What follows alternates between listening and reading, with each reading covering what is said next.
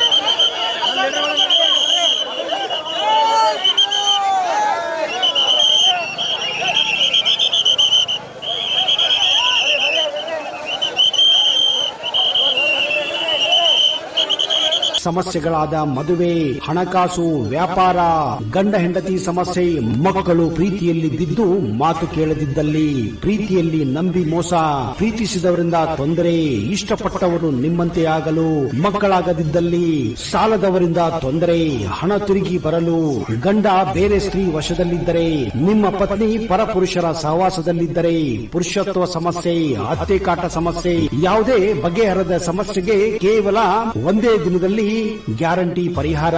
ಸ್ತ್ರೀಯರಿಗೆ ವಿಶೇಷ ಪರಿಹಾರ. ಎಷ್ಟೋ ಜ್ಯೋತಿಷ್ಯರಲ್ಲಿ ಕೇಳಿ ಹಣ ಕಳೆದುಕೊಂಡಲ್ಲಿ ನಮ್ಮಲ್ಲಿ ಗ್ಯಾರಂಟಿ ಪರಿಹಾರ ಸಿಗುತ್ತದೆ. ಯಾವುದೇ ಸಮಸ್ಯೆ ಇದ್ದರೂ, ಎಂತ ಕಠಿಣ ಸಮಸ್ಯೆಗಳಿದ್ದರೂ ನಿಮ್ಮ ಜಾತಕ, ಫೋಟೋ, ಹಸ್ತಮುದ್ರಿಕಾ ನೋಡಿ ಭವಿಷ್ಯ ಹೇಳಲಾಗುತ್ತದೆ. ಇನ್ನು ನಿಮ್ಮ ಜೀವನದ ಎಂತ ಸಮಸ್ಯೆಗಳಿದ್ದರೂ ನಮ್ಮಲ್ಲಿ ಪರಿಹಾರ ಇದೆ. ಕೂಡಲೇ ಕರೆ ಮಾಡಿ ಅಥವಾ ವಾಟ್ಸ್ಆಪ್ ಮಾಡಿ.